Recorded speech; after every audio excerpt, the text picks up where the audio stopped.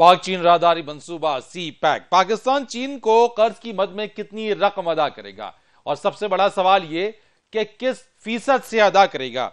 सी pack मंसूबे पर 26.5 अरब dollar के एवज चीन को कर्ज की अदायगी पर प्लानिंग कमीशन की रिपोर्ट।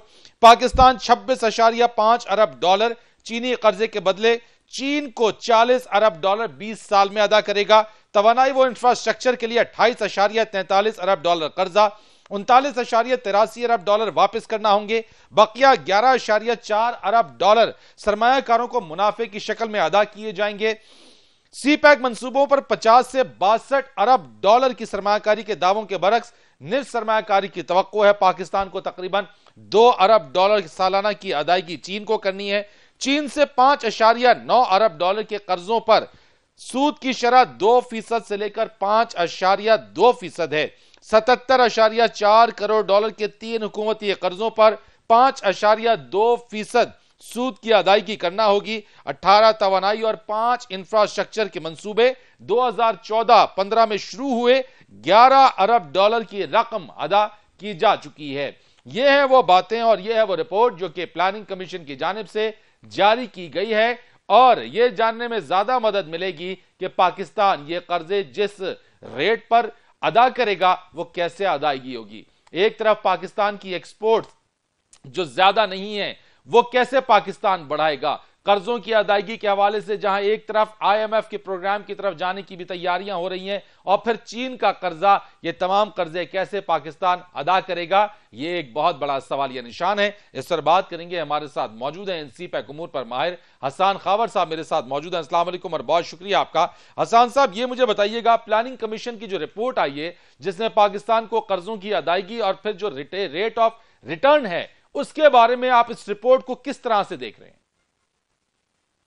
जी देखिए फरीद साहब, ये जो इस रिपोर्ट की फाइंडिंग्स हैं इसमें ज़्यादातर बातें तो वो हैं जो हमारे नॉलेज में पहले थी कि तकरीबन 26 अरब डॉलर के प्रोजेक्ट्स अभी तक मटेरियलाइज हुए हैं, और जिस इंटरेस्ट रेट की वो बात कर रहे हैं जो कि 40 अरब डॉलर को कैलकुलेट करने में आया है वो भी हमारे इल्म में था। लेकिन जो बात इसमें बहुत हैरानकुन है वो इसमें रेट ऑफ रिटर्न की है इक्विटी इन्वेस्टमेंट्स के ऊपर। क्योंकि अगर आप देखें तो ये जो 26 अरब डॉलर है इसके अंदर तकरीबन 16 अरब डॉलर पावर प्रोजेक्ट्स हैं, 10 अरब डॉलर के रोड के प्रोजेक्ट्स हैं। जो 16 अरब डॉलर के पावर प्रोजेक्ट्स हैं इसमें लगभग 4 अरब डॉलर इक्विटी इन्वेस्टमेंट है। उस 4 अरब डॉलर के एवज आप ये समझिए कि हम तकरीबन 11 अरब डॉलर वापस कर रहे हैं, और जो बाकी हमारे कर्जे हैं तकरीबन समझे 22 अरब डॉलर के, उसके बदले में हम तकरीबन 28 अरब डॉलर वापस कर रहे हैं।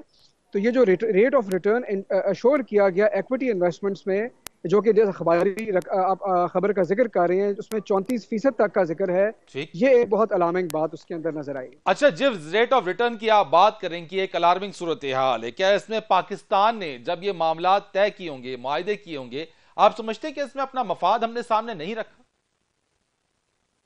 देखिए फरीद साहब, बात यह है कि इसमें जो मेरी फिक्र है वो इसको रिटर्न करने की नहीं है, बल्कि ये है कि ये बहुत एक्सपेंसिव प्रोजेक्ट्स हैं। पहले हम बात करते हैं इन कर्ज़ों की वापसी की, और अगर आप देखें तो तकरीबन ये 2 अरब डॉलर सालाना बनते हैं जो पाकिस्तान ने वापस करने हैं। अभी हमारा 60 अरब डॉलर के करीब इम्पोर्ट बिल है साल का। तो ये जो 2 अरब डॉलर साल का है ये तकरीबन 10-12 दिन की इम्पोर्ट्स के बराबर है। तो मैं नहीं समझता कि बैलेंस ऑफ पेमेंट के ऊपर इसका कोई खातिर खा असर होगा। लेकिन बात यह है कि जो देखें आपके जो रोड के प्रोजेक्ट्स हैं उसमें अगर आप देखें तो वो से 5% तक उस पर आप इंटरेस्ट दे रहे हैं। लेकिन जो आपने प्राइवेट इन्वेस्टर्स लाए, जो कमर्शियल उसमें इन्वेस्टमेंट्स हैं, उसके अंदर 34% तक रेट ऑफ रिटर्न अश्योर किया गया।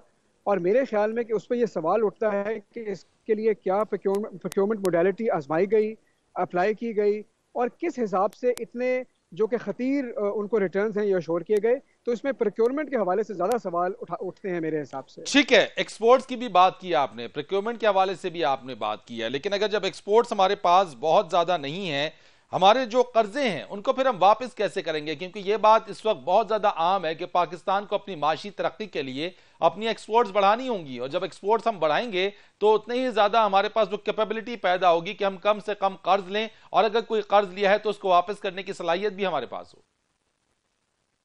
फरीद साहब देखिए, अगर आप हमारा पिछले साल का जो अभी गुजरा है देखिए, हमारा जो बैलेंस ऑफ पेमेंट का डेफिसिट था वो तकरीबन 18 अरब डॉलर था। और हम कोशिश कर रहे हैं कि उसको कम करके 10 से 12 अरब डॉलर तक ले आए। तो मैं आपको ये कहना चाह रहा हूँ कि 10 से 12 अरब डॉलर में उस कदर फ़र्क नहीं है। और बैलेंस ऑफ पेमेंट का जो इशू है ये सीपेक से बहुत बड़ा इशू है। सिर्फ सीपेक से तो ये बहुत मामूली इसमें इजाफा होगा। और बैलेंस ऑफ पेमेंट का क्राइसिस अपनी जगह, जिसको रिजॉल्व करने के लिए हमें ना सिर्फ, हमने पहले इस पे बात की कि हमें आईएमएफ के पास भी जाना पड़ेगा, बल्कि हमें लॉन्ग टर्म में अपनी एक्सपोर्ट्स बढ़ानी पड़ेंगी और अपनी रेमिटेंसेस बढ़ानी पड़ेंगी। लेकिन ये बैलेंस ऑफ पेमेंट का बहुत लार्जर इशू है और सीपेक इसका बहुत छोटा सा पार्ट है। ठीक है, मैं आपसे पूछना चाहता हूं कि जो सी पैक के फवायद और समराज, जिसको हमारे लिए गेम चेंजर कहा जा रहा है, जिस हाई रेट और रिटर्न और जिन महंगे प्रोजेक्ट्स की आपने बात की कि जो प्रोजेक्ट बहुत ज्यादा एक्सपेंसिव है पाकिस्तान के हवाले से, इसमें जो हमारे बेनिफिट्स हमें मिलेंगे, क्या जो बेनिफिट्स हमें रीप होंगे या जो रीप होना शुरू होंगे, क्या आप समझते हैं कि ये जो ज्यादा महंगे प्रोजेक्ट्स हैं उन बेनिफिट्स के सामने फिर ये कुछ भी नहीं होंगे या फिर नेग्लिजिबल हो जाएंगे? फरीद साहब देखिए, दो बड़ी तरह के प्रोजेक्ट्स सीपेक के अंदर, एक तरफ एनर्जी के प्रोजेक्ट्स हैं और एक तरफ रोड के प्रोजेक्ट्स हैं। आपको पता है कि हमारे एक्सपोर्टर बारहा ये शिकायत करते रहे कि हमारे मुल्क में बिजली की सप्लाई नहीं है और जैसे ही बिजली बेहतर होगी उससे हमारी एक्सपोर्ट्स को फ़ायदा होगा। तो देखना ये है कि जो सीपेक की मद में इतने पावर प्रोजेक्ट्स लगाए गए और जो बिजली की अवेलेबिलिटी है, क्या इससे हमारी एक्सपोर्ट्स जो हैं वो बेहतर होंगी कि नहीं। जहाँ तक बात रहती है रोड्स की, तो हमें देखना यह है कि उन रोड्स की वजह से जो हमारे ट्रैवल टाइम्स रिड्यूस हुए हैं, क्या हम चाइनीज़ इंडस्ट्री को अट्रैक्ट कर सकते हैं कि वो पाकिस्तान रीलोकेट करें। क्या हम फ्री ट्रेड एग्रीमेंट चाइना से जो नेगोशिएट हो रहा है उसको इतना अच्छा रीनेगोशिएट कर सकते हैं कि हमें टर्म्स ऑफ ट्रेड फेवरेबल मिले और हम अपनी एक्सपोर्ट्स बढ़ाएं। और ये वो अहम क्वेश्चन है जिनके आंसर्स जो हैं वो आने वाले टाइम में हमें मिलेंगे। और ये बहुत बड़े क्वेश्चन हैं और जब तक हमें इनके आंसर नहीं मिलेंगे, हम ये श्योरिटी से नहीं कह सकते कि हमारी एक्सपोर्ट जरूर बढ़ेंगी और हमें सीपैक का फायदा होगा। फिलवक्त तो लोकल इंडस्ट्री के अंदर इस सीपैक को लेकर एक खौफ पाया जाता है कि लोकल हमारी मार्केट सस्टेन नहीं कर पाएगी, इसमें जो हमारे लोकल जो बिजनेसमैन हैं उनके जो जो प्रोडक्ट्स हैं वो प्राइसेस को compete नहीं कर पाएंगे। आपने ट्रांसफर ऑफ टेक्नोलॉजी और जो फ्री ट्रेड एग्रीमेंट की बात की है, ये कैसे, क्या मुमकिन आपको नजर आता है कि पाकिस्तान इसमें नेगोशिएट और कामयाब नेगोशिएशन करने में चीन के साथ कामयाब हो जाएगा कि वो फ्री ट्रेड एग्रीमेंट भी करें और जो ट्रांसफर टेक्नोलॉजी है वो भी पाकिस्तान में लाएं ताकि यहां पे वैल्यू एडिशन हो सके? देखिए फरीद साहब, हमें शुरू में तो कुछ मुश्किल डिसीजन लेने पड़ रहे हैं। मेरे ख्याल में अगर आप हमें कुछ 6-8 महीने जब आप हुकूमत को देंगे तो हमारी जो एक्सपोर्ट्स हैं वो बढ़ेंगी, क्योंकि हमने रुपए को डीवैल्यूएट किया है। इन्होंने जो 5 जीरो रेटेड इंडस्ट्रीज़ हैं उनके लिए जो गैस और बिजली के नर्ख हैं वो कम किए हैं। हुकूमत एक टैरिफ पॉलिसी का ऐलान करने जा रही है। तो मुझे लगता यह है कि हमें 1 साल के अंदर हमारी एक्सपोर्ट्स कुछ ना कुछ तो बढ़ेंगी।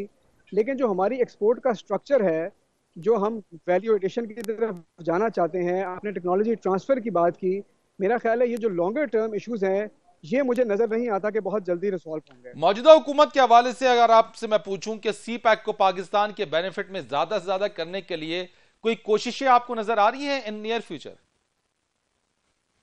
देखिए फरीद साहब, सीपैक अगर आप बुनियादी तौर पे देखें तो एक रोड है।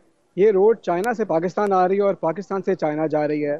ज़ाहिरी तौर पे चाइना अपने जो गुड्स है वो पाकिस्तान भेजेगा इसके थ्रू।